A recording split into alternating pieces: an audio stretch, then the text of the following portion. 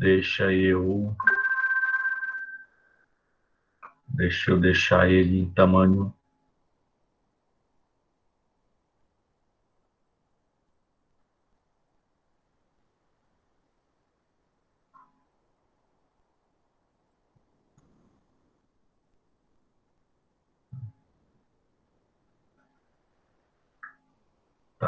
Tá visível aí o texto ou não, João? Tá, daqui eu tô vendo. Tá legal. Talvez se eles estiverem agora melhorou para quem estiver no celular, talvez Melhorou, eu fique melhor. aumentei aqui. Veja só, o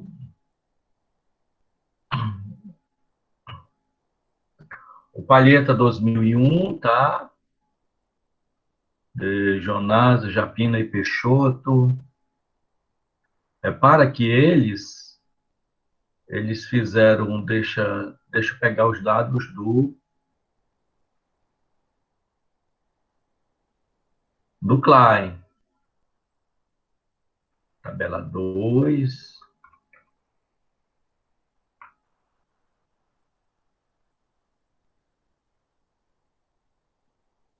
Schwidstrom aí.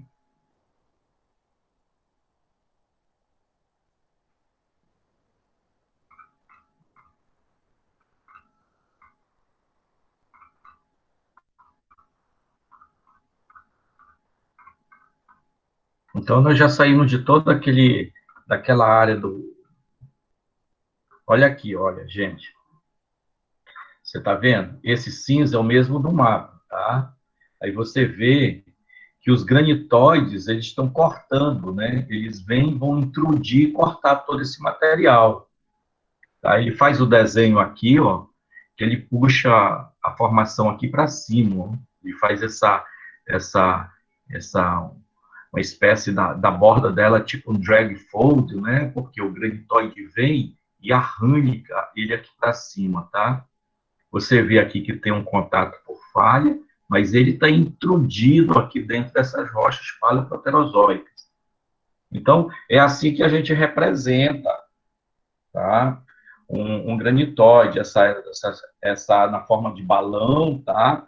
Mas muitas vezes esses granitóides eles estão em contato por falha. Tá? E coloca aqui uma falha. Tá? Então isso é a arte dele, como ele vê. Você vê que ele não coloca uma profundidade aqui. Ó. Ele só diz que provavelmente isso aqui é uma baciazinha, é um ambiente que está aqui em cima, tá? E aqui do lado, tanto tanto a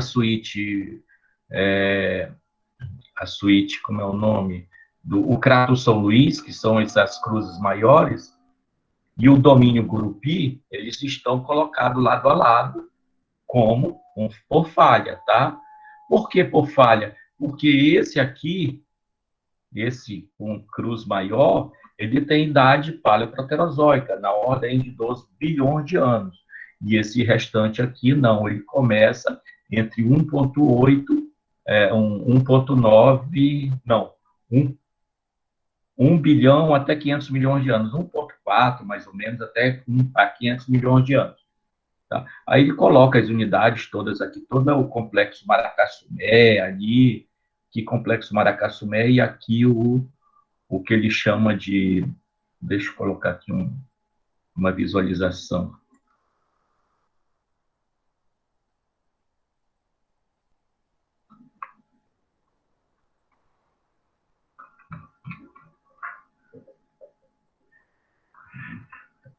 Deixa eu ver se eu coloco aqui, visualizar anterior, tamanho, zoom, ajuste, marca, ferramenta de seleção, ferramenta mão. Tá, da mão.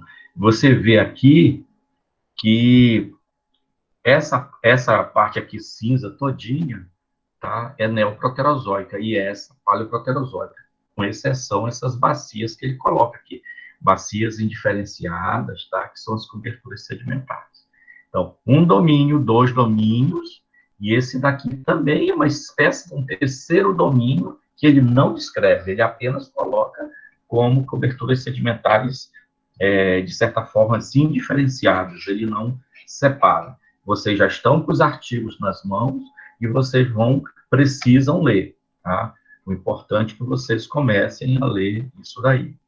Aí nós já entramos aqui no grupo Grupi, nas unidades mais recentes daquela região, e vamos entrar nesses granitóides peraluminosos. Aí nós vimos na última aula que peraluminoso, tá, é uma característica química desses granitóides, tá?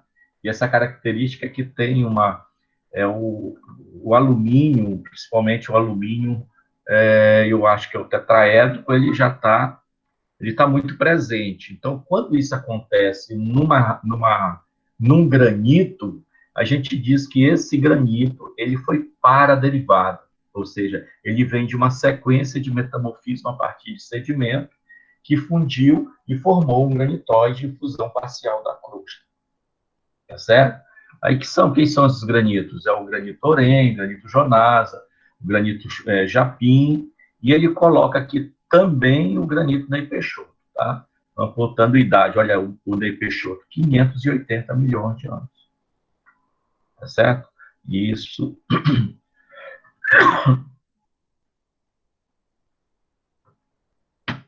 Vamos lá.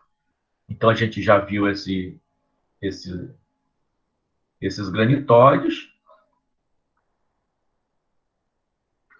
E nós entramos aqui no granito Cantão. Aí vamos escrever o granito Cantão.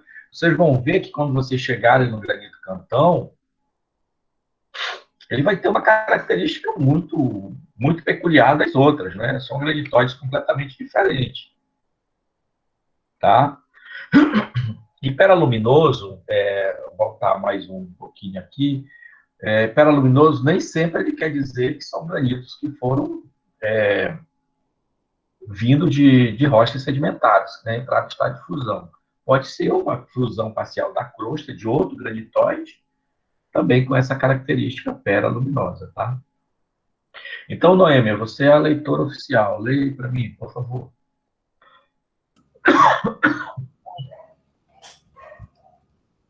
O granitóide Cantão ocorre circunscrito entre rochas do grupo Gurupi e era considerado representante da suíte brasiliana. É um biotipo mosogranito desprovido de mica branca primária. Apresenta pouca deformação e possui enclaves de rochas similares àquelas do grupo Gurupi. Costa 2000, Palheta 2001. Outras relações de contato não foram estabelecidas, mas sua forma de ocorrência e a presença de enclaves das rochas encaixantes são sugestivas de intrusão. Palheta 2001 obteve idade em zircão de 2.159, mais ou menos 13 milhões de anos, e idade modelo, TDM, entre 2,21 e 2,48 giga-anos. Professor, eu esqueci o que é essa letra aí. Levemente negativo. O Epson ND? Isso. Tá. Essas palavras aí, TDM, é uma idade modelo, tá? Que trata de um tempo, né? Um time que vem do manto depreciado, tá? Então, são modelos matemáticos, teóricos, né? Que eles chegaram a esses valores aí de 12,2, 21 a 12,48 bilhões de anos, tá? Usando esse Epson ND, né, que está vinculado à análise isotópica do material rochoso, tá? Então, eles fazem uma análise isotópica, né, de isótopos estáveis, tá? Como esses isótopos estáveis são o enxofre, o próprio oxigênio, e eles chegam a essa idade. Então, são valores matemáticos, né, que eles encontram, mas são dados puramente matemáticos, né? São dados de integrais, né? Matemática pesada, tá? Ok. Vou continuar? Já. Esses dados demonstram que o granitóide Cantão é petrográfica, composicional, estrutural e cronologicamente distinto àqueles granitóides peraluminosos, as quais eram relacionados. Observa-se que essas características, incluindo idade, são sugestivamente similares às descritas para o granito areal. Tá, e para aí. Vamos falar um pouquinho do granitóide Cantão. Repara que lá em cima ele coloca assim mesmo. O granitóide Cantão ocorre circunscrito entre as rochas do grupo Gurupi. O que é que ele quer dizer circunscrito às rochas do grupo Gurupi?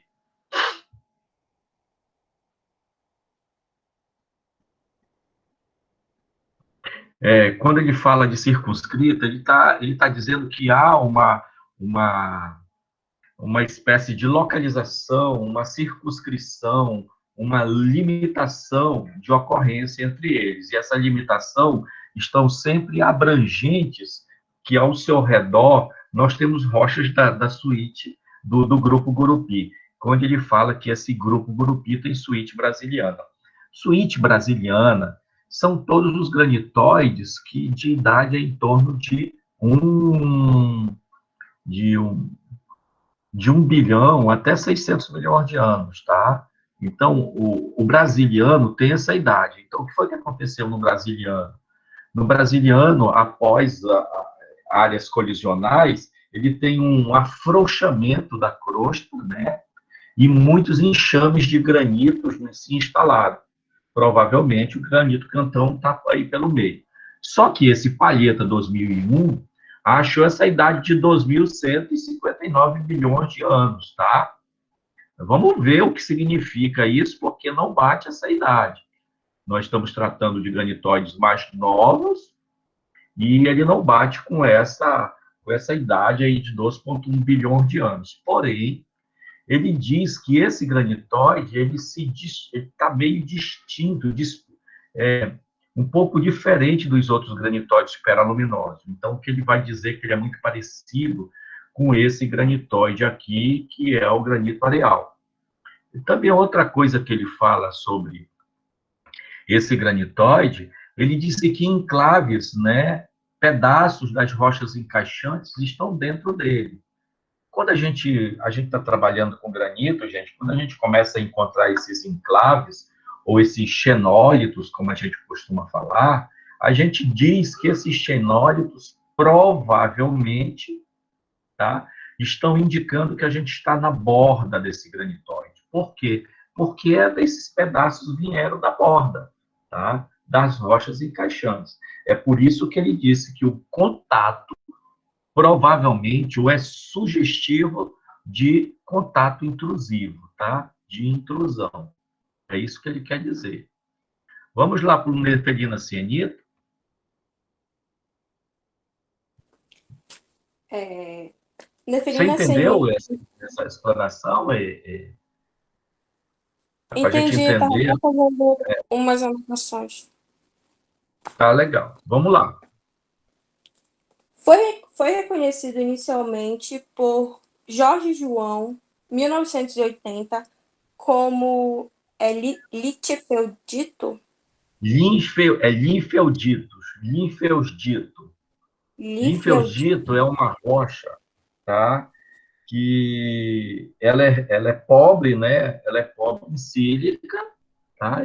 E é uma rocha que o pessoal utiliza para a indústria farmacêutica, tá? E tem uma característica muito boa para a indústria farmacêutica, tá? Então, o nome foi tratado por Jorge João, em 1980, como linfeldito Boca Nova, tá? Boca Nova, que é eu não sei se é município, eu acho que sim, ou é uma vila nas margens do rio Guamá, lá depois de Ourém, tá? Lá em direção a umas reservas indígenas que nós temos lá, tá?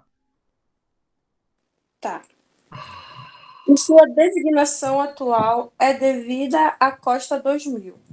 Constitui-se em um corpo de forma irregular, recoberto por sedimentação fanerozoica, que impede a vitalização das relações de contato com as rochas encaixantes.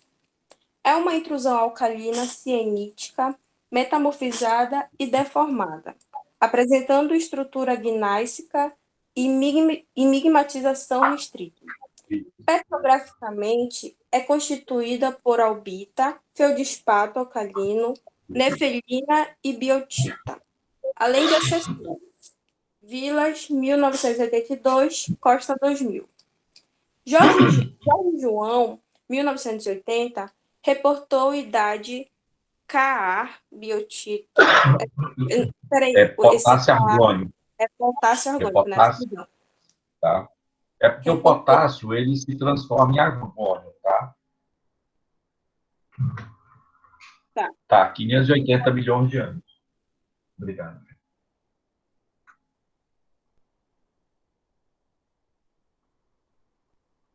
Perdão, desliguei. Continua. Eu tava falando do microfone tá desligado. Tá. Enquanto Vilas, 1982, obteve idade isocrônica rubídio-estrôncio em rocha total de 723, mais ou menos 30 milhões de anos, que interpretou como idade de rejuvenescimento de intrusão inorogênica. Anorogênica, perdão. Diante disto, essa unidade tem sido posicionada tanto no Neoproterozoico como no Mesoproterozoico. Abreu et al., 1980, Costa 2000. Olha só o que ele fala. O nefelina cienito gneiss, cienito gneiss bocanova, algumas pessoas tratam só de nefelina cienito bocanova, né? Mas ele é gneiss, ele tem estruturas de rochas metamórficas de alto grau, tá certo? Então, se ele tem essa estrutura metamórfica de alto grau, é mais do que justo que você coloque na sua nomenclatura a designação gnáisica. Por que essa designação gnáisica? Você está dizendo que é uma rocha bandada, ela é metamórfica, mas tem a composição nefelina cienito. Por quê? Porque ela tem uma característica potássica, né, por causa do cienito, tá, do feldespato, mas ela é empobrecida em sílica, tá? Então, se ela é empobrecida em sílica, ela não chega a formar plagioclasma, tá? Ela fica e forma um feldespatóide. Esse feldespatóide chama-se nefelina cienito. Nefelina, aliás, ele tem dois tipos de feldespatóide, é o nefelina e a sodalita. São dois mineraizinhos com empobrecido em sílica. Aí ele diz o seguinte, que essa rocha é tipicamente de uma determinada profundidade da crosta, tá? Então, há uma situação aqui de idade, que ele vai ter que discutir mais adiante, onde uns colocam de 700 milhões de anos, o outro está caracterizando, deixa eu olhar aqui, um de 580 milhões de anos. Aí você vê que 580 milhões de anos, isso aqui é neoproterozoico, 700 ainda é neoproterozoico. Tá? Mas veja só, uma variação de 30 milhões de anos é muito alta. Tá? Vamos lá para o granito Ney Peixoto. Isso aqui vai estar tudo na nossa área de circunscrita lá, onde a gente vai pousar, se a gente fizer nosso trabalho de campo, a gente pousa, fica 3, 4 dias numa cidade, tá? E a gente vai começar a visitar todas essas rochas. Aí vocês verem a cara de uma, a cara de outra e assim por diante, tá? Granito Ney Peixoto, continua. Noemi. O granito Ney Peixoto tem sido considerado integrante da suíte brasiliana, baseado em idade isocrônica, rubídio-estrôncio em rocha total devido de 580 a mais ou menos 58 milhões de anos. Eu tenho que falar isso? Não precisa. Ele disse que essa curva, né, essa diferença, né, estrôncio 87 por estrôncio 86, a razão entre eles é de 0,7, é abaixo de 1. Isso tem um significado isocrônico para chegar a essa idade de 580 milhões de anos, tá? Quem definiu isso foi Vilas, 1982. Vilas foi meu professor, tá? Ele já está aposentado. Eu acho que quando o João estava na fase final do curso dele, de geologia, ele ainda estava nativo, o professor Vilas, né? Então, ele é um dos profissionais mais eminentes que nós tivemos na geologia daqui de Belém. Ok.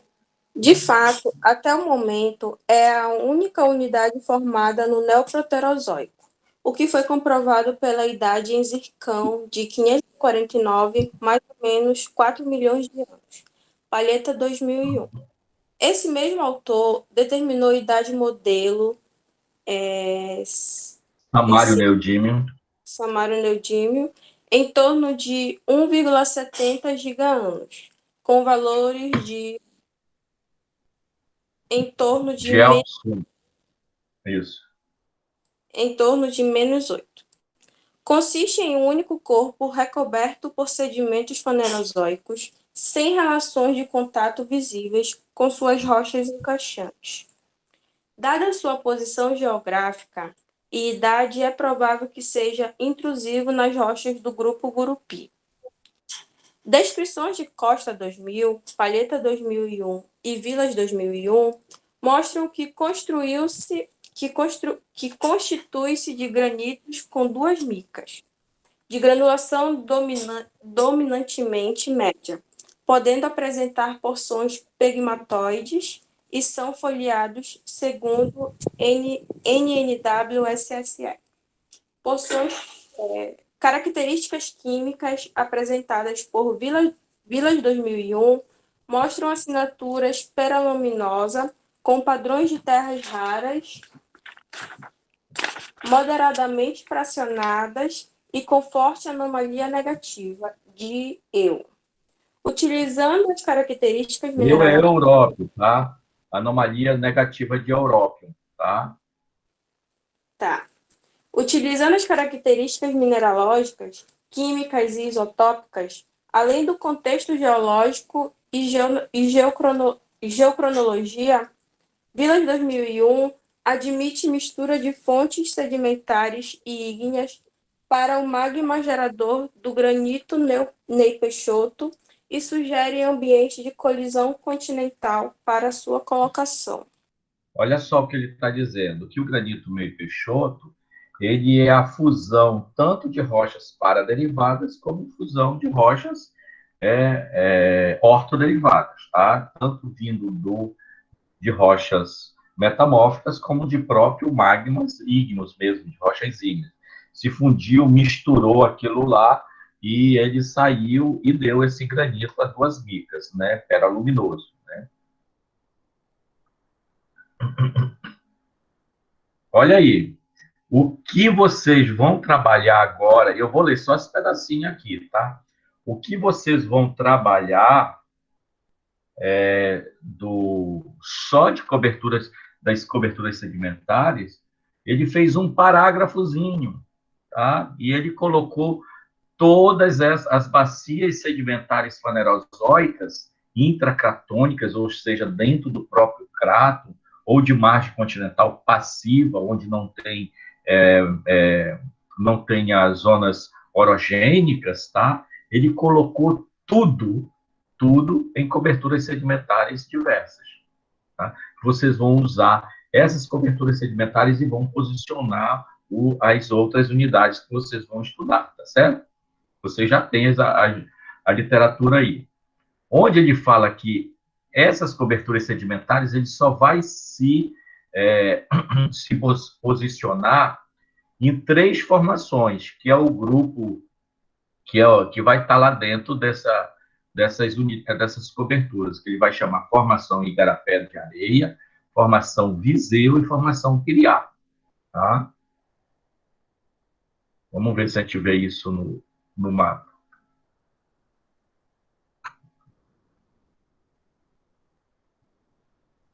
Formação de Igarapé de Areia, tá certo? São essas coberturas sedimentares. Essas aqui que ele chama de Piritoró, tá? e a formação Viseu, que é essa daqui. Porém, aqui nesta região, quando a gente sai daqui dessa região, nós vamos encontrar o Grupo Barreiras, que está cobrindo toda essa região aqui. Tá? Aqui em Capanemas, nós temos a bacia do Pirabas, né? Nós temos o calcário, que é esse calcário Pirabas aí que está em torno aí de 20 milhões de anos, 25 milhões de anos, tá? Do terciário, no Mesozoico, tá? No quaternário, já falei da formação Barreiras. Aí a gente sai aqui de Capanema, a gente volta aqui para Belém, vai entrar aqui, vai para essa região aqui de Orém, tá?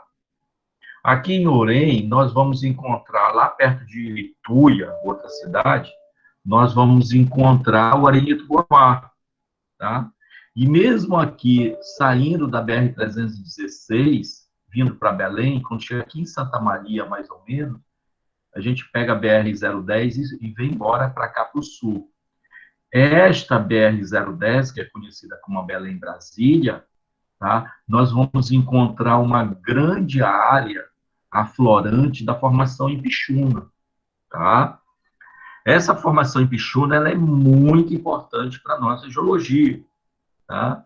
Provavelmente tem alguns autores que colocam a formação Ipixuna já aí mais ou menos no topo da bacia do Maranhão, mas ela é essa fase de transição entre uma bacia e outra. Então, ela é rica em caulim, tá? E ela é rica no mineral, numa rochazinha, que em profundidade eu já peguei em sondagem, que é uma rocha que ela tem mais de 20% de feldspato. Então, essa rocha que tem mais de 20% de feldspato, ela vai ser o proto-minério dos depósitos de caulim da nossa região, tá certo? Tá? Pelo aquele processo que vocês conhecem de hidratação, hidrólise, da quebra do mineralzinho se formando em caulinita. Tá? E também, lá no Mesozoico, né, essas rochas, nós temos um ambiente meio mais ou menos no terciário, nós temos um ambiente meio, como é que se diz? Semiárido, tá? Então, nesse ambiente semiárido, ele desenvolve uma crosta laterítica. Tá?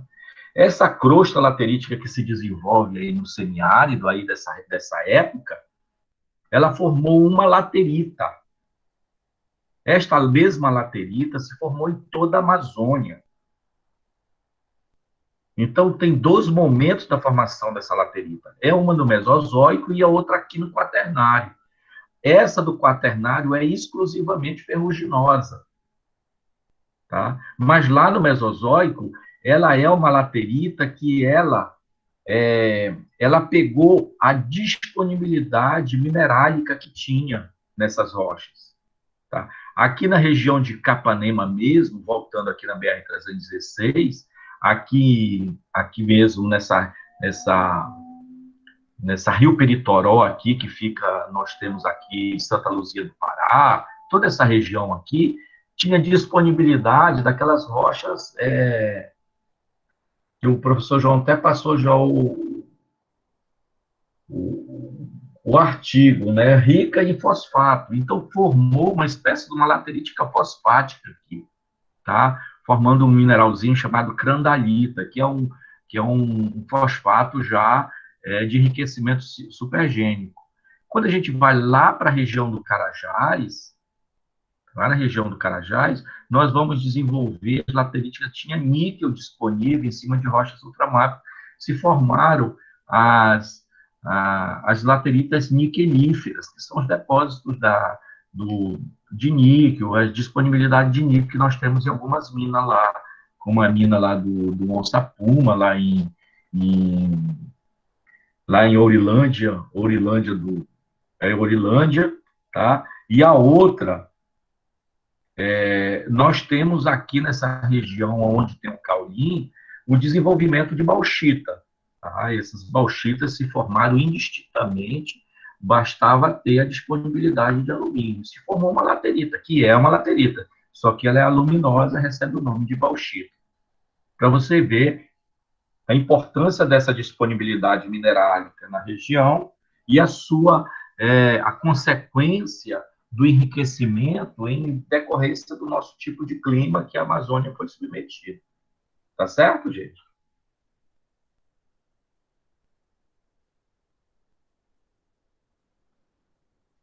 Tá, voltando aqui. Granito Ney Peixoto, que são essas coberturas sedimentares.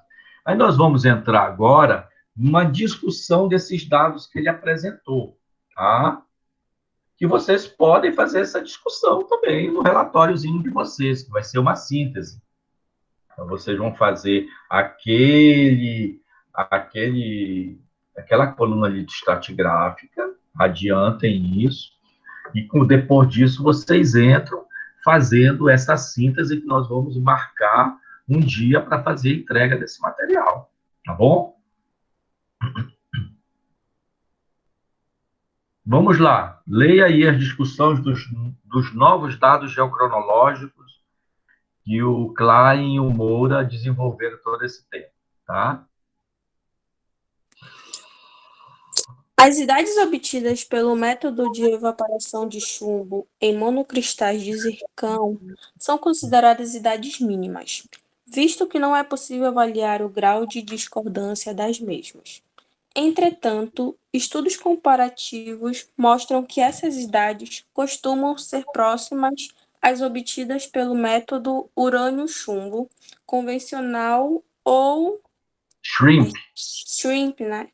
Shrimp é uma metodologia, tá? É uma metodologia de datação. Quem fez foi esse Kober, o que discutiu, né, esse tipo de modelo, né, de método, porque o Shrimp é uma datação pontual, né? Ele vai lá com a microsonda, né, e ele fura o mineral ele coleta essas informações radiométricas, tá? Tanto de urânio-chumbo como chumbo-chumbo, tá? Em método convencional, que é o Shrimp, tá? E quem falou isso daí foi Kober, 86, Ansdell e Kaiser, 91, Schoderland, 96, tá? E ele diz o seguinte: nos procedimentos analíticos aqui adotados, somente foram considerados para cálculo de idade de bloco ou etapa aquelas análises com as razões chumbo-chumbo, tá? 2006, 2004, maiores do que 2.500. A razão, tá? Ou seja, um dividido por outro. Vamos lá? Pode ler. No caso do granito areal, as idades de etapas de evaporação se repetem. Dentro dos limites do erro analítico, em diferentes cristais de zircão, dessa forma, uma idade média pode ser calculada.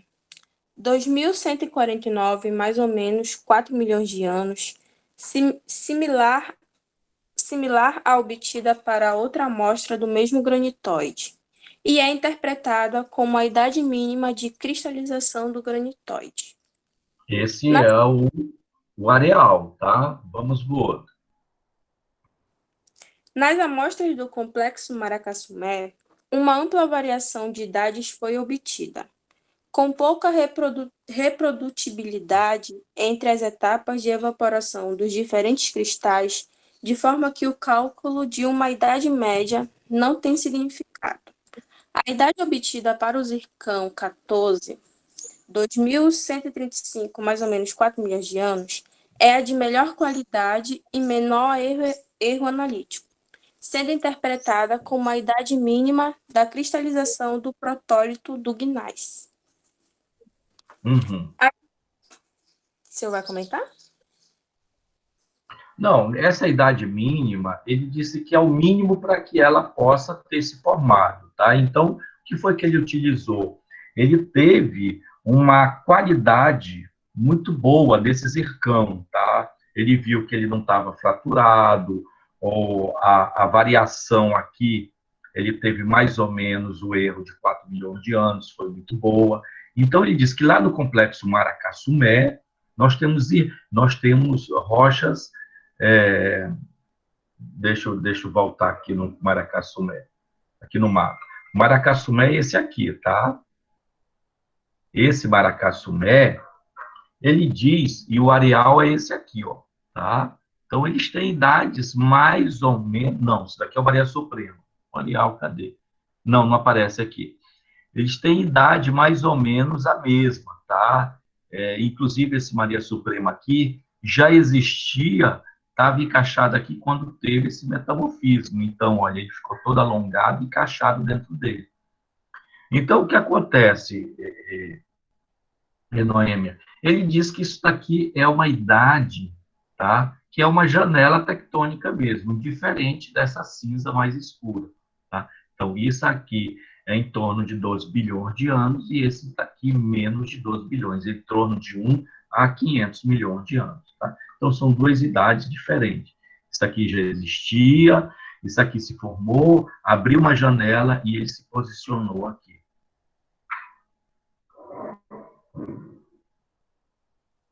Tá. As idades menores podem representar perda de chumbo radiogênico. Eu acho que é, por exemplo, Van der Haeg et al., 1998. Wagner, isso. Porque Tá. é o seguinte, quando você tem um mineralzinho lá, se ele ficar preservado, ele não tem essa abertura do sistema dele, né? Se ele não perde o conteúdo de elementos que tem dentro dele, então ele é considerado um mineral, como poderia se dizer, um mineral com a sua integridade completamente preservada, tá? Mas, às vezes, o mineralzinho, pelo um processo de metamorfismo, qualquer coisa assim, ele pode abrir o sistema minerálico, né? No caso, ele está falando de zircão. Então, quando a gente tem essa perda de chumbo, esse chumbo que a gente está falando é o chumbo radiogênico, 204, 206, tá certo? Então, esse chumbo radiogênico, ele perde, o volume perdido vai dar o quê? Uma idade menor ao cálculo dela. Então, essa idade menor talvez represente alguns momentos, tá, que teve o metamorfismo, que teve tectônica pesada, né? Então, a gente pode até datar uma tectônica dessa, levando em considerações essas idades menores aqui, que podem ser representadas pela perda de elementos radiogênicos, tá? Vamos lá. Cujo significado, se geológico ou não, é ainda desconhecido. No que concerne ao mobilizado leucogranítico, também foram obtidas idades variadas, no cálculo de uma idade média. As idades arqueanas são interpretadas como reflexo de uma fonte mais antiga, enquanto as idades paleoproterozoicas podem estar refletindo tanto uma fonte dessa idade como a própria cristalização do leucogranito. A ocorrência de uma idade algo menor em temperatura mais alta, amostra EK18b, zircão 9, precisa ainda ser investigada. Não existindo discussão sobre o caso da literatura sobre o método aqui empregado, questões analíticas improváveis ou relativas à estrutura não uniforme dos cristais podem estar envolvidas. Com relação aos dados rubídio-estrôncio do granitóide Jonasa, o resultado em rocha total é compatível com a idade de cristalização obtida anteriormente em zircão. Apesar do caráter peraluminoso, que denuncia a participação importante de materiais crustais na geração desse granitóide, a razão estrôncio-estrôncio inicial de 0,7034 é relativamente baixa e aproxima-se de valores mantecos, o que sugere que... Ou seja, termina. Tá. O que sugere que protólitos ígneos, não muito mais velhos, constituíram parte do magma que gerou o granitóide Jonasa. Já a isócrona mineral demonstra efeitos termais no Neoproterozoico, metamorfismo, deformação, que não afetaram o sistema na escala da rocha. Ou seja, essas razões, como eu estava falando para vocês agora, essas razões isotópicas, né, eles têm uma referência, né? Por exemplo, 0,7 está próximo a uma razão isotópica estrôncio 87, 86, tá? Próximo aos valores mantélicos. O que são esses valores mantélicos? São rochas do manto, né? São rochas muito primitivas, que já foram caracterizadas, e eles conseguiram essas razões isotópicas, tá? Então, o que é que a gente faz na geologia? A gente pega uma análise e faz comparativo, e faz comparações com outras rochas que nós temos certeza que elas existem. Por exemplo, quando a gente faz isótopos estáveis, por exemplo, a gente analisa o oxigênio, a gente vai tentar fazer comparações com os oxigênios de águas que já estão bem caracterizadas isotopicamente. Então, a gente faz essa caracterização de águas meteóricas, a gente compara com águas meteóricas, água do mar e águas de lagos fósseis, né? Então, a gente vê em que posição esse oxigênio está, ou se ele é um oxigênio lá do manto. Então, tem uma razão isotópica para esse oxigênio. Então, esses estudos de isótopos estáveis, eles geram isócronas, eles vão gerar uma linha, e nessa linha os pontos vão estar alinhados. Então, eles chegam a essas conclusões, tá certo? Então, ele diz, olha, que essa daqui, a razão estrôncio-estrôncio, é muito parecida com os valores do manto, mantéricos, então, muito primários, tá? E ele está falando aqui do granitóide Shunasa, né? Então, a gente começa a obter informações das rochas com base no seu quimismo, tá certo? Vamos lá, considerações finais e modelo geotectônico preliminar.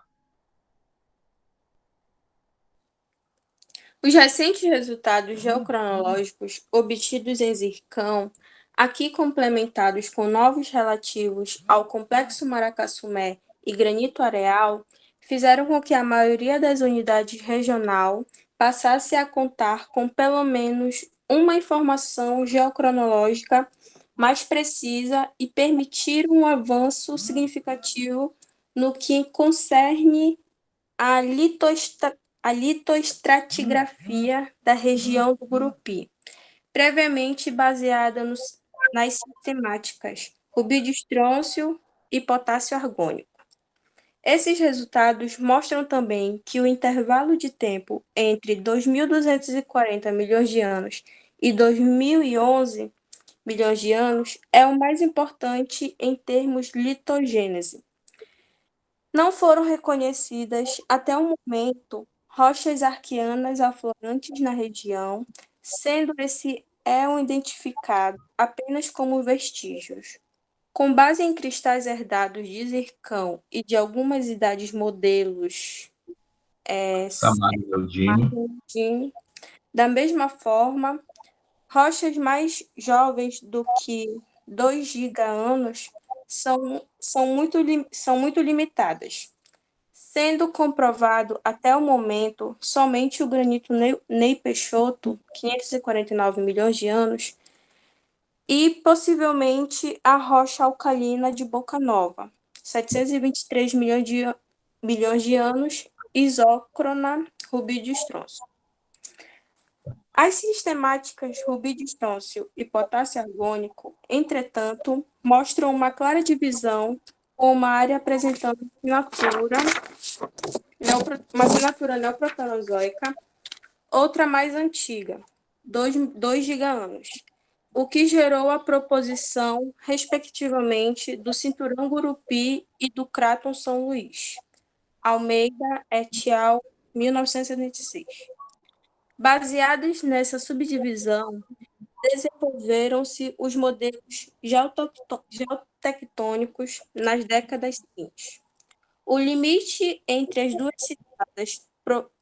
citadas províncias geocronológicas, na região do Gurupi, é definido pela zona de cisalhamento Tentugal, definida por Hasui et al. 1984, coincide também com uma descontinuidade geofísica, Abreu e Leske, 1985. Entretanto, a época de implantação dessa estrutura é uma das controvérsias ainda não resolvidas, variando do Paleoproterozoico, Abreu, 1990, ao Neoproterozoico, Hasui et al. 1984. O mesmo problema diz respeito à evolução do cinturão Gurupi, existindo propostas de evolução monocíclica neoproterozoica, Costa e Risse, né? 1995. Paleoproterozoica, Pastana, 1995, ou policíclica, Palheta, 2001. O senhor vai comentar ou eu posso seguir? Eu diria o seguinte, ele vê só, ele busca primeiro o conceito de Almeida, tá? Que ele chama de cinturão Gurupi, do Crato São Luís, tá? E com base nessa descrição de Almeida, né, ele vai fazer as considerações dele para chamar de domínios, um paleoproterozoico e o outro neoproterozoico. Por quê? Porque tem diferenças brutais de idade, tá certo? E ele diz o seguinte, que como é que essas duas unidades estão próximas, né? Ele fala aqui que o Abreu, ele traz, e o Hasui, ele traz essa zona de cisalhamento tentugal. Essa zona de cisalhamento tentugal, gente, vou voltar aqui no mapa, essa enorme estrutura aqui, ó. Tá? E essa enorme estrutura aqui, ela tem uma assinatura geofísica, tá? Quando ela chega aqui, essa região aqui, gente, bem que assim, ó, quando ela chega mais ou menos aqui, que é a Cachoeira do Piriá, ela realmente toma essa postura aqui norte-sul. Quando ela cria essa postura norte-sul, essa estrutura, ela gera várias estruturas que nós chamamos de display fault, né? Esses display fault, eles migraram muito quartzo e muito ouro aqui nessa região. É onde todos os depósitos dali de Cachoeira do Piriá estão encaixados, devido a essa inflexão aqui para norte. Quando nós temos essa inflexão aqui para norte, o que acontece? Nós criamos um vazio aqui dentro, tá? Que é a própria distensão em função de uma compressão, ele comprime de um lado e distende do outro, é óbvio. Então, nessa distensão, elas tiveram toda a estrutura norte-sul aqui, e se desenvolveu os depósitos de Cachoeira do Piriá, muito conhecido na literatura, e outros depósitos que existem aqui em toda essa região. Então, com base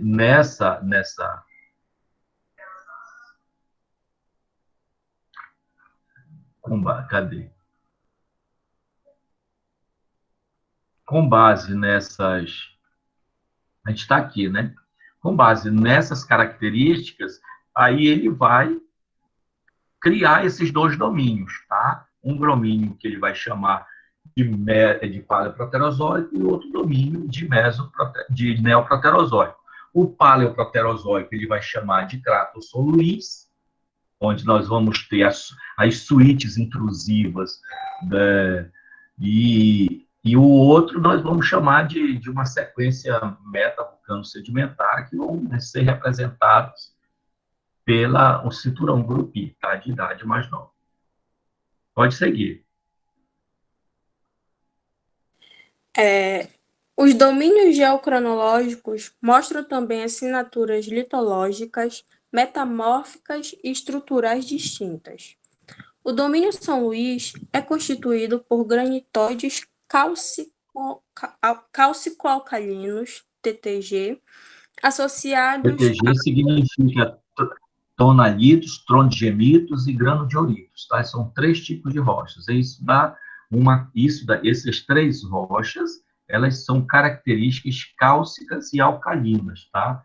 Elas têm tanto plagioclásicos cálcicos, tá? Como tem cafeodspato em excesso, tá? Então, elas têm uma assinatura química que a gente chama de cálcica alcalina, tá?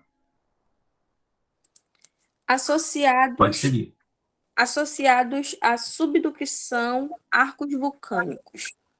Sequências metavulcanos sedimentares metamorfizadas em face xisto verde, localmente... Oi? Localmente anfibolito. Associam-se aos granitóides, sendo intrudidas pelos mesmos. Granitóides peraluminosos são subordinados e são um pouco mais novos que os granitóides calco-alcalinos. Estruturalmente, é um domínio mais preservado de deformações tectônicas importantes. O domínio Gurupi é constituído por uma sequência metavulcano-sedimentar metamorfizada em face xisto verde, localmente anfibólito, gnáisses dominantemente ortoderivados em faces anfibolito, localmente migmatizados, com inter-relações de rochas metasedimentares em faces anfibolito.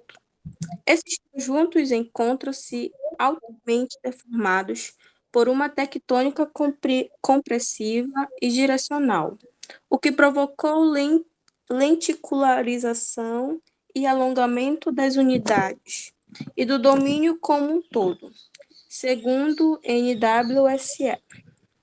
Granitóides peraluminosos, supostamente intrusivos nesses conjuntos, encontram-se também deformados em maior ou menor proporção. Vamos lá, olha só. Ele faz uma descrição aqui em cima, no parágrafo anterior. Ele faz uma descrição do domínio do Crato São Luís, que ele diz que são basicamente constituídos por granitóides cálcio-alcalinos do tipo TTG, tá?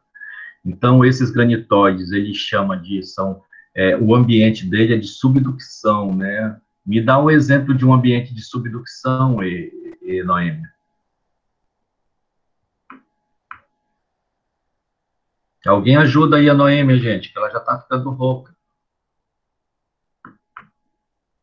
A Cordilheira dos Andes, o choque da placa do Pacífico com a placa da América do Sul, isso é um ambiente de subducção, tá? Então, o que aconteceu aí no Gurupi foi um ambiente daquele, tá? E ele ainda diz que tiveram arcos vulcânicos.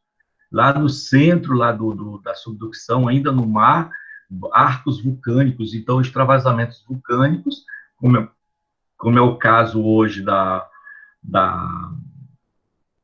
ilha de Fernando de Noronha, são arcos vulcânicos, tá certo? Então, aconteceu isso lá, nessa época de em torno de 12 bilhões, 12,1 bilhões de anos, tá? Onde o ambiente era de subducção daqui do Crato São Luís, tá certo? E tinha esses arcos vulcânicos. Aí ele passa para o domínio Gurupi.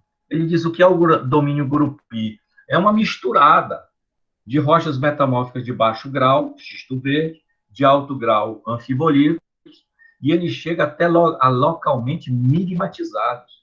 Então, localmente, a gente chega a ver a rocha já no estado de fusão. Ele passou dali do gneiss, aumentou o metamorfismo e chegou a fundir. Então, parte de fusão parcial da crosta. Tanto de rochas paraderivadas, vindo de sedimentos, como de rochas derivadas, vindo de intrusões de magmas diretos graníticos. Tá certo? Eu resumi todos esses dois parágrafos nessa conversa, tá bom, gente? Vamos lá. Os dados, eu vou ler um pouquinho, tá? Para descansar, tá? Aí tu lê mais. Os dados aqui sintetizados sugerem a existência de intensa atividade magmática, metamórfica e tectônica entre 2,2 a 2,0 bilhões de anos, com possível geração de crosta juvenil. Tá? O que é essa crosta juvenil, gente? É que vai tendo extravasamento, né? Vai tendo vulcanismo, vai tendo granitóides, vai estar se encaixando, e vai uma crosta mais nova vai sendo se formada. Tá? Juvenil, mais para o início deste ciclo e mais ligada ao domínio São Luís, tá? Mais para o sul ali, em direção ao Maranhão.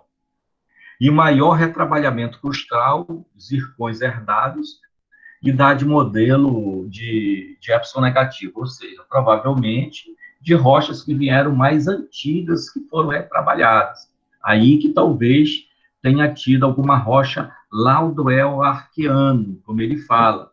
Talvez ficou algum zircão que herdou e eles acharam um modelo arqueano para cá, para esses zircões. Em direção ao final do período, mais ligado ao domínio Gurupi. Os dois domínios possuem tanto uma história paleoproterozoica comum a plausível inferir de forma genérica que a região tenha sido palco de colagem diacrônica. O que é essa colagem diacrônica, gente? É que está tendo tectônica, está tendo vulcanismo, está tendo magmatismo, e elas vão se soldando nessa crosta, formando, espessando essas crostas, né? Ela vai aumentando a crosta e ela vai se soldando uma à outra. Então, está tendo esse momento de acreção crustal, no mesmo momento que as rochas estão se formando e a tectônica está agindo. É por isso que ela diz que é uma colagem diacrônica, né? E aí ele diz que o que é uma colagem diacrônica? Ele diz que é um processo de acrecionário durante o processo colisional, tá? Está acontecendo essa colagem diacrônica hoje lá na América do Sul, ali nos Andes, está ali por debaixo, está tendo diacronismo, tá certo? Em virtude dessa própria, da tectônica atuante, e está aumentando a espessura da crosta ali, formando novas rochas, certo? E processos acrecionais colisionais. De microcontinentes arqueanos, por exemplo, porção ocidental do cráton oeste africano. Olha só, ele dá um exemplo, que naquela porção oeste do cráton africano, nós temos micro pedaços lá arqueanos bem preservados, certo? E que a gente faz comparação aqui com a nossa América do Sul em virtude da deriva continental. Eu vou ler o final desse parágrafo e tu volta a ler novamente, tá? Ok. Aí ele diz, arcos magmáticos. Então, por exemplo, ali na Cordilheira dos Andes tem vários arcos magmáticos, ali por debaixo da América da Cordilheira, tá certo? Limitadas bacias oceânicas ou continentais, ou seja, nessa época as nossas bacias oceânicas eram pequenas, eram rasas, tudo mais, tá? Entretanto, a delimitação de cada um desses elementos, desses ambientes ou paleoambientes envolvidos nesta colagem ainda carece de aprofundamento. O metamorfismo de pelo menos parte da estruturação regional deve ter acompanhado o final deste evento, conforme se reduz a idade rubi de estrôncio em minerais mostrados pelos granitóides peraluminosos de Maria Suprema. Esse quadro assemelha-se ao que é descrito para o mesmo período de tempo em outras porções da plataforma sul-americana. Tá? E nós vamos achar essa plataforma sul-americana, nós vamos achar ali pelo Xingu, Carajás, Tapajós, a gente vai vendo essa situação idêntica, tá certo? E em áreas correlacionadas ao grupo Gurupi, como, por exemplo, a porção da Guiana Francesa. A Guiana Francesa, a gente tem essa extensão daqui do norte, né, daqui do nordeste do Pará, ela se segmenta, passa ali por debaixo da bacia do Amazonas, que a gente chama de sinéclise do Amazonas, ela passa por baixo, provavelmente está tudo aí com 2, 3 quilômetros, 4 quilômetros de sedimentos recobrindo, e ela aparece do outro lado, tá certo? Continue agora, Noemi. No Neoproterozoico, como reflexo da colagem orogênica brasiliana, muito bem marcada em regiões vizinhas, como províncias Borborema, faixa araguaia e cinturões pan-africanos, atividades tectônicas transcorrentes teriam afetado os conjuntos rochosos, provavelmente reativando a estruturação mais antiga, provocando a abertura dos sistemas rubídio-estrôncio e potássio-argônio, e levando à configuração atual do cinturão Gurupi.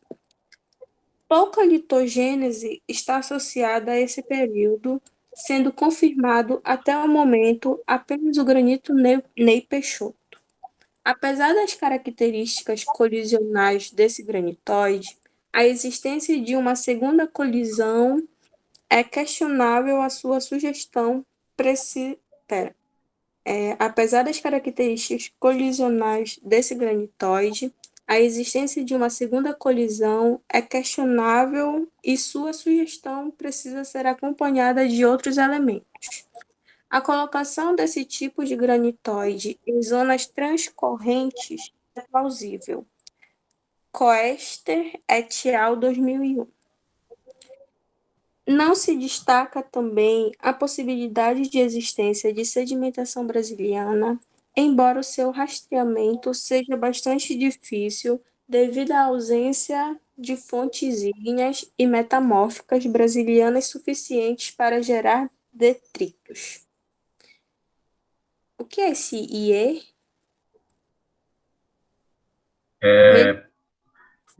Isso aí é a mesma coisa, né, que o por exemplo, tá? Ah, tá. Mesmo que tenha havido sedimentação no brasiliano, as fontes serão virtualmente todas paleoproterozoicas. Para aí. Eu vou voltar aqui, quer ver um minuto aí. Olha o que ele diz aqui. No neoproterozoico, como reflexo da colagem orogênica, o que essa colagem orogênica está tendo? A movimentação tectônica e ela está acrecionando rochas ali, né? Muito bem marcada em regiões vizinhas, como a província Borborema, a região Araguaia e o cinturão pan-africano. Então, eu vou tirar essa apresentação um momentinho, tá? E vou entrar com uma figura aqui, para você ver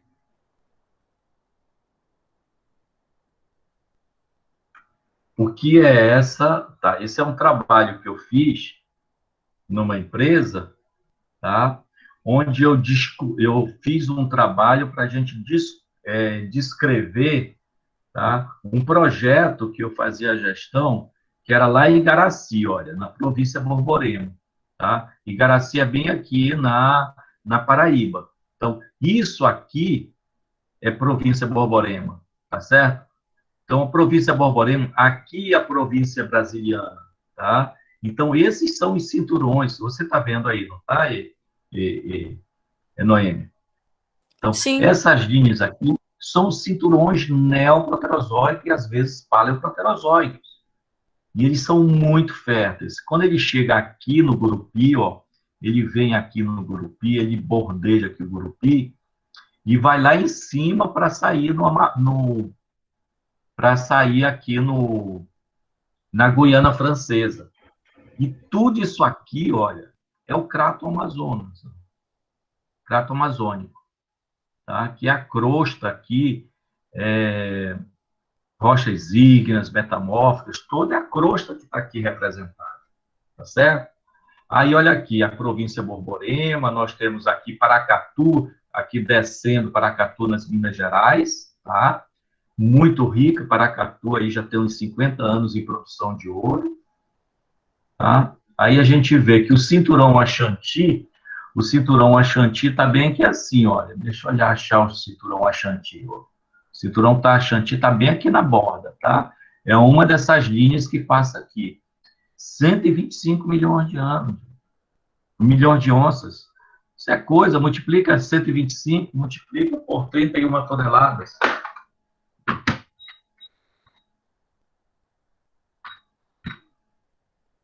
3.875 toneladas de ouro. Certo? Só isso aqui, só esse cinturãozinho aqui. Aí a gente vai aqui para o cinturão de xisto do Maru, tá? Historicamente produtor de ouro. Tá? A gente passa aqui pelo Sub-Saara, isso aqui tudo é Sub-Saara. Tá? Isso aqui é o Craton oeste africano. Tá?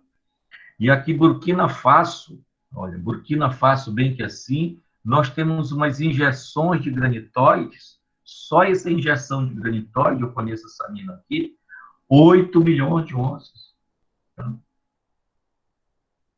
8 milhões, mais ou menos, para em cada depósito. Tá? E ele atravessa todo a parte central aqui da África, né, do Sub-Saara, vai embora, atravessa todo o Crato do Congo, né, aqui pelo norte, e esse mesmo cinturão ele desce aqui e passa aqui na região da África do Sul. Toda essa região da África do Sul, Navacabe, maior que 5 milhões de onças, mais ou menos. Então, você vê a importância desses depósitos, né, na nossa vida, na nossa... Aqui, olha aqui, mais aqui na Nigeria Gold Belts, né, outro fecho de cisalhamento que passa aqui, rico em ouro. Tá? Então, você vê a importância dessa unidade na nossa vida, tá? Da produção metálica no mundo. Tá certo? Tá entendendo agora?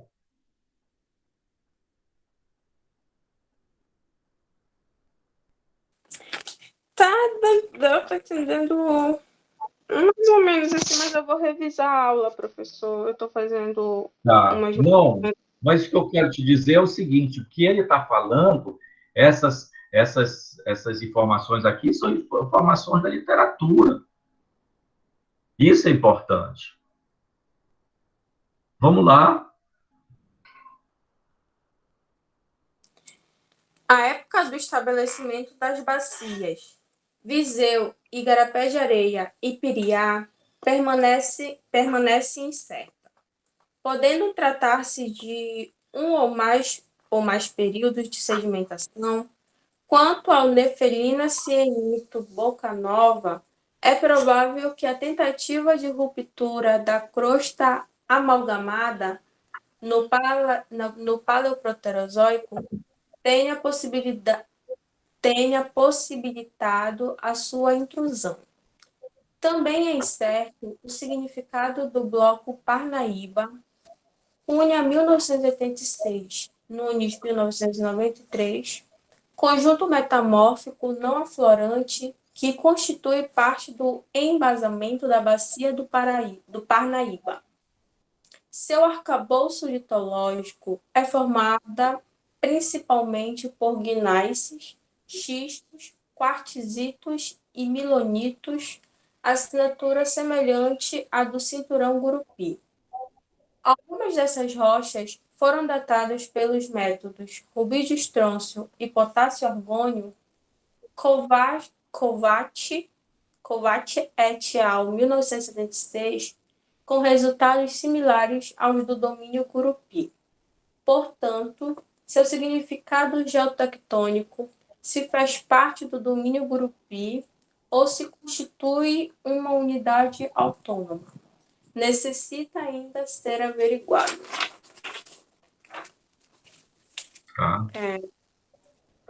Vocês entenderam? Você vê que é um artigo muito complexo, tá? Então, por que eu e o João escolhemos vocês começar por esse artigo? Porque vocês teriam ter muita dificuldade. Os outros artigos, para vocês, vai ser melzinho de abelha, tá entendendo? Melzinho com leite. Então, vocês vão tirar de letra, tá certo? São 5h19, 5h19, me dê 10 minutos aí, 10 ou 15 minutos, tá? Só para resolver uma situação aqui. João, tu tá na agulha aí?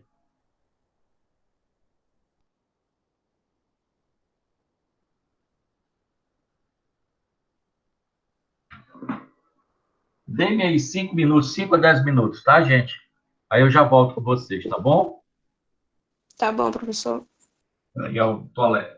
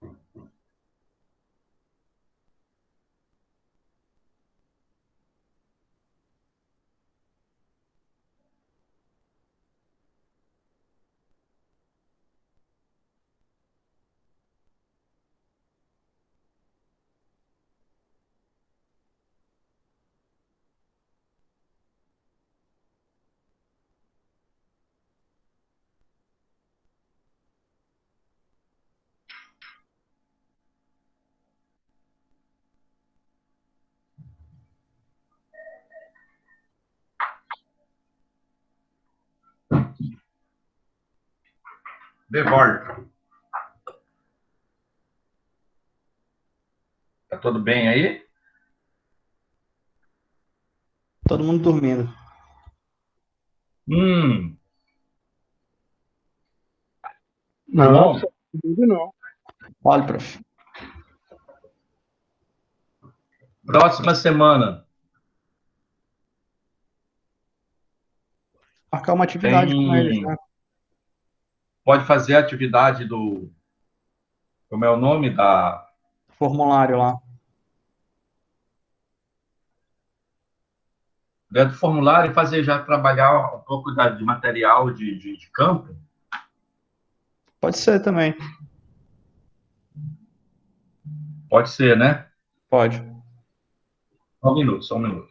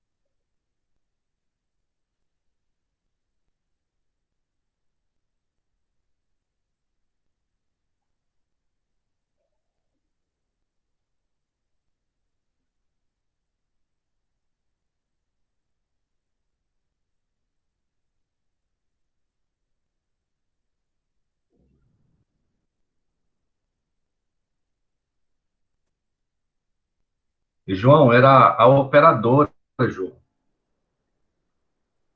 Telefone? Operadora de celular.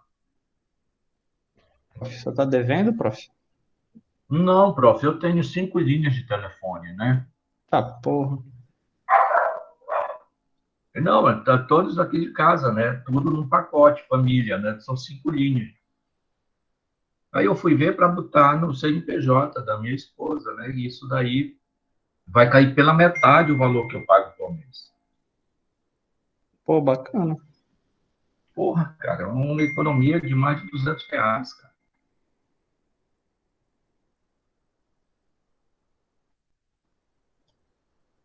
Já, turma? Já, professor. Olha, eu vou tirar, fazer uma prévia aqui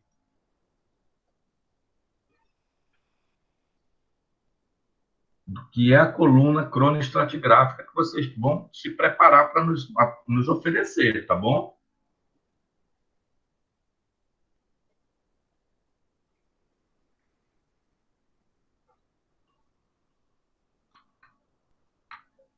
Estratigráfica, suíte.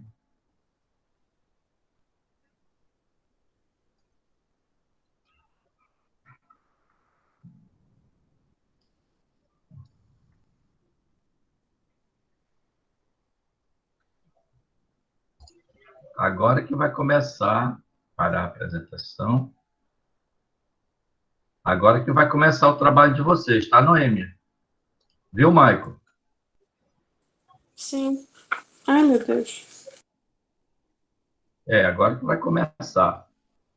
Tá conseguindo ver a minha... Eu fiz no Excel isso aqui, tá? Não tá apresentando, professor. Ah, agora tá. Não está... Tá? Agora tá. Tá? Eu fiz no Excel, tá? Olha só. A minha coluna que eu fiz, eu coloquei idade, litoestratigrafia e paleoambiente, tá? Vocês vão pegar...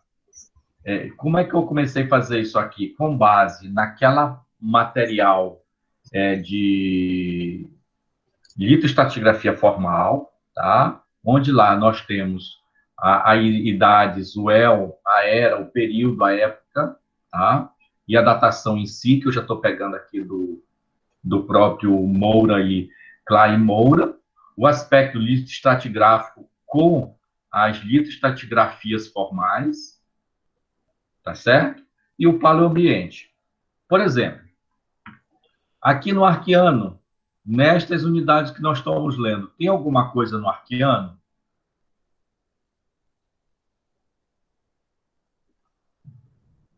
Hein? Vamos lá, Maicon, vamos lá, gente.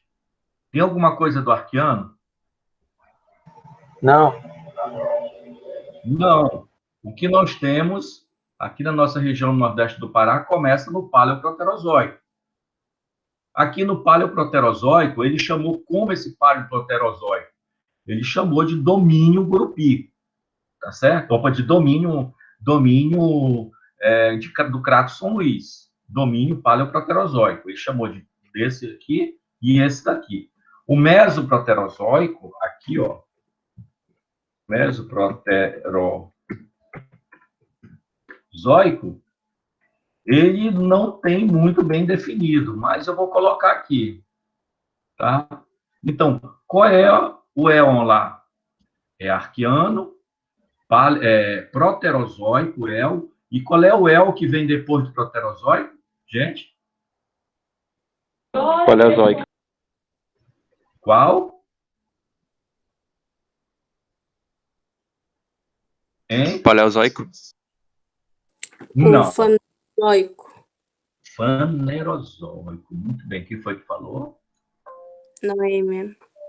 Ô, Noêmia. Fanerozoico.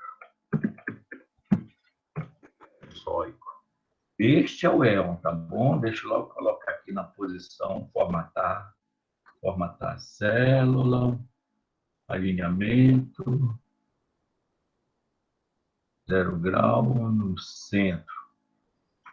Fanerozoico, tá bom? Aí dentro do Fanerozoico nós temos as eras. Vamos colocar aqui Paleozoico. Tem alguma rocha no Paleozoico? Não sei, vocês vão ler ainda os artigos, tá? No trabalho do Klein não tem, tá? No trabalho do Klein não tem. Ele só diz que ele tem Paleoproterozoico e Neoproterozoico, tá? Aqui no Paleoproterozoico, qual é a primeira rocha que ele diz que existe na região? Tá? Qual é a primeira rocha? É o grupo Aurizona. Tá aqui, ó.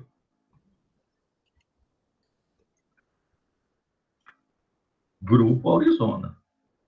Aí ele diz que o grupo Aurizona, ele datou, vocês vão encontrar lá, de 2.240 milhões de anos. Tá? E qual é a etiologia do grupo Aurizona? É o metapiroclástica. Aí vocês vão pegar aqui, eu não sei se eu tenho aqui uma nomenclatura para ela, deixa eu ver se eu tenho.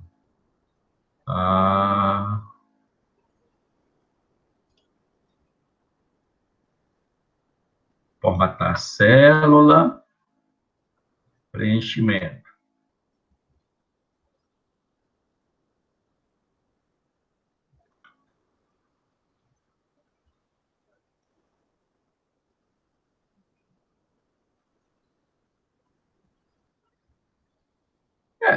Aqui o que nós temos são cores, né? Mas ajuda o cara aí, João.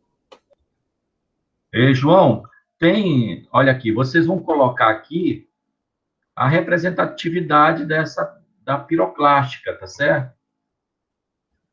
Tá? Então, vocês vão colocando aqui essa colunazinha litológica. Aí aqui vocês vão descrever. Ela tem um paleoambiente, a piroclástica? Não. Tá? De certa forma, vocês vão deixar esse paleoambiente só para as rochas sedimentares que vocês vão descrever, que é o grupo Barreiras, é a formação Ipixuna, é o arenito Guamá, é a formação Pirabas, aí vocês vão colocando, tá certo? Isso daqui é o início da coluna de vocês, é isso que vocês vão apresentar para a gente. Vocês vão ler todos os outros artigos e vão posicionar aqui dentro. Vocês entenderam? Sim. Professor, esse é o em grupo, né? Ou é... Esse é o em grupo. Ah, tá. Tá? Então, esse em grupo, nós marcamos uma avaliação, gente? Parece que sem ser nessa segunda-feira, na outra. Com certeza, Não, ainda não João. está marcado. Acho que ainda não marcou, não. Então, nós vamos fazer na outra segunda-feira a prova. Na outra segunda-feira, vocês vão fazer prova, tá?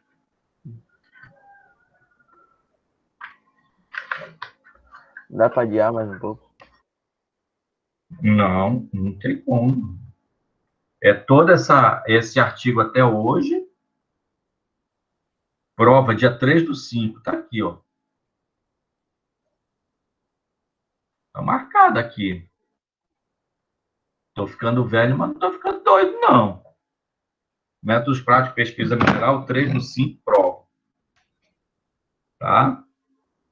Então, professor João, dia 3/5, dia 10, 17, 24, 31. 3/5 vai ser prova. 10/5, o professor João vai falar sobre a instrumentalização na pesquisa mineral, né? São os instrumentos usados na pesquisa mineral.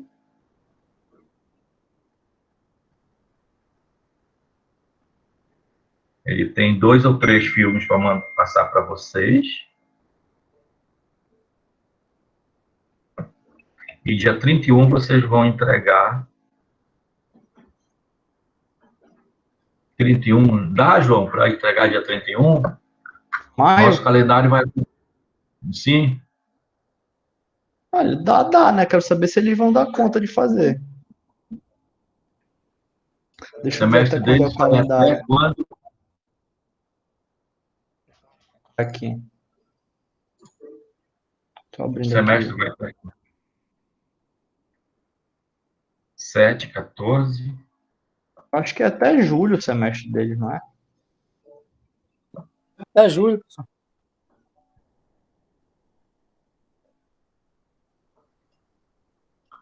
14, Até 12 de julho.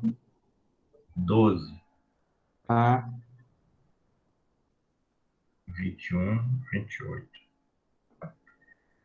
Então, é o seguinte, João.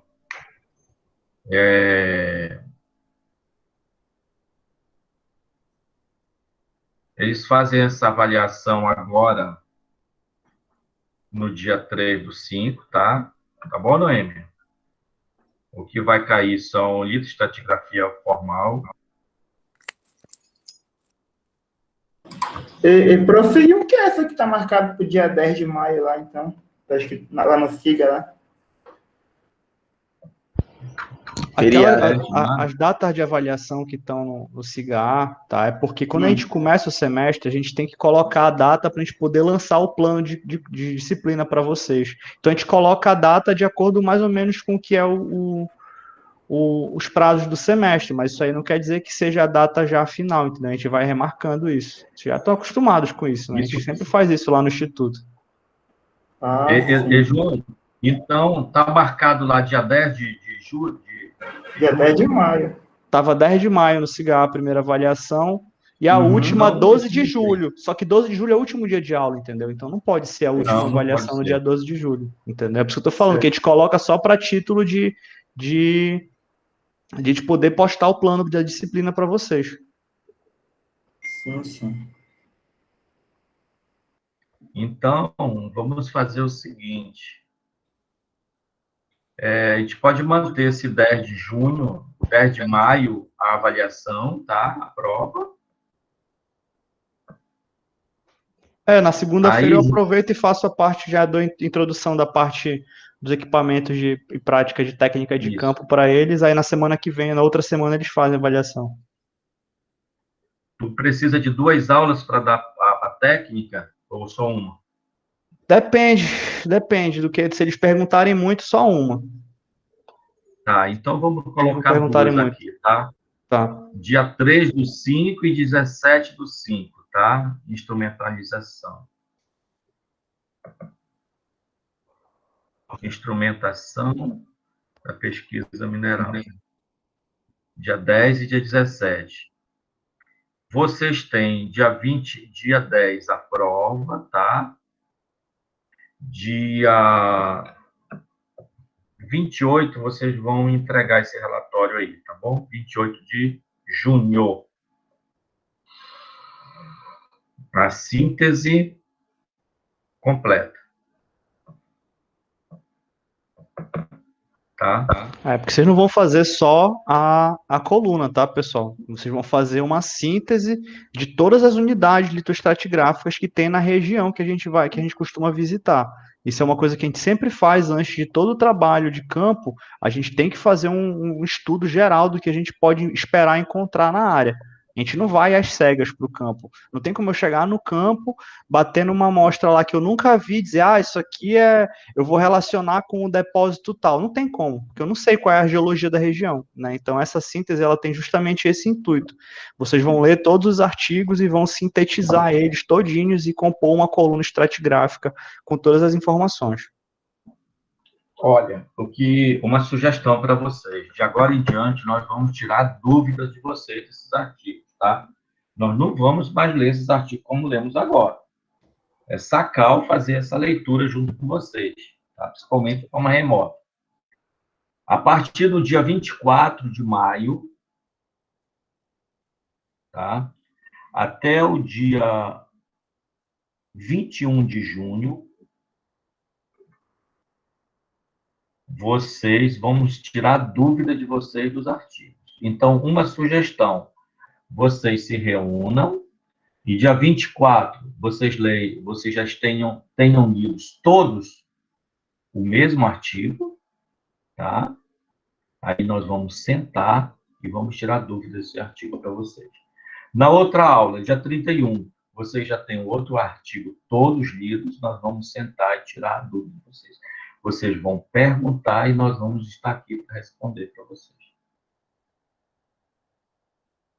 Tá claro isso, Michael? Johnny, tá claro isso? Tá ok, professor? Noêmia, tá claro Positivo, isso? professor. Tudo entendido. Tá, claro. Milen, tá? Então, tá claro isso. Tudo certo. A nossa comunicação com vocês está muito clara. Então, vocês vão ler, se organizem, leiam todos os artigos aí. Dia 24, vocês se comunicam com a gente, comigo e o João. Professor, dia 24 vamos ler, ou vamos estar preparados para a gente discutir o artigo tal, sobre a formação barreiras. Eu e o professor João, nós vamos ler também, que a gente já leu todos esses artigos.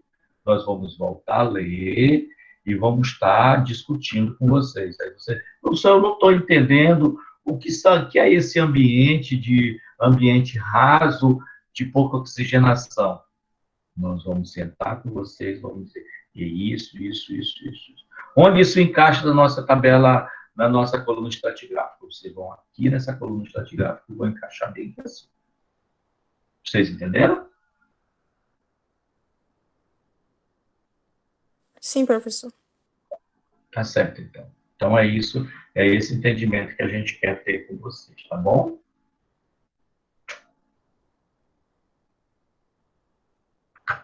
Deixa eu fazer a chamada aqui com vocês.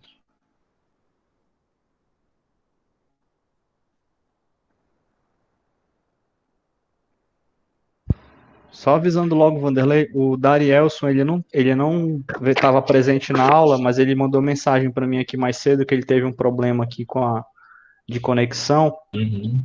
Aí ele falou que ele vai assistir, mas ele está acompanhando, né? Na semana passada também ele teve um problema, mas ele está acompanhando, segundo ele, as aulas gravadas, né? Tá tranquilo. Tá tranquilo isso mesmo. Deixa eu abrir aqui. Aluno, dançar frequência e planilha. Hoje são 26.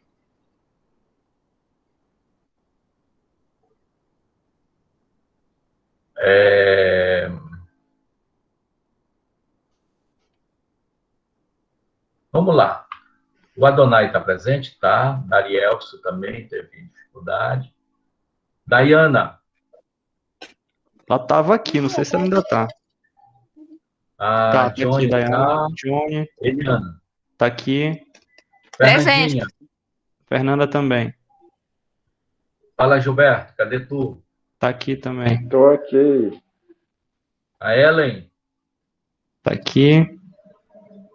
Leandra. Bem. Tô aqui, professor. Lucas. Aqui. O Miller. Também tá presente. Aqui. Maria do Carmo. Trancou. Tá. O Vaz está aí? Aqui, Tá. professor. O Matheus Souza. Presente, Também. professor. Maicon. Tainã. Tainan tava presente, acabou de cair, eu acho, a conexão dela. Ela saiu agora. A Noêmia e... Como é o nome dele Fred. aqui? Fred. O Fred. Não, hoje não veio. O Fred está fora? Tá. Então, gente, veja só.